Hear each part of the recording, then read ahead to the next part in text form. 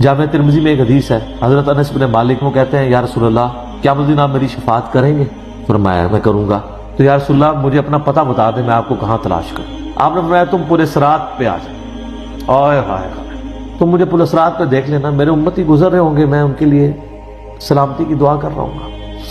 کہا یا رسول اللہ اگر پورے صراط پہ نہ پاؤں تو آپ نے فرمایا کہ پھر تم میزان عمل پہ آ جاؤ جہاں لوگوں کے نامہ اعمال تولے جا رہے ہیں۔ نبی علیہ السلام کا نامہ اعمال نہیں تول رہا ہوگا، آپ کو تولا نے امن دے دیا نا، انا فتحنا لک فتحا مبینا۔ کہا یا رسول اللہ میزان عمل پہ بھی نہ پاؤں تو کہاں جاؤں؟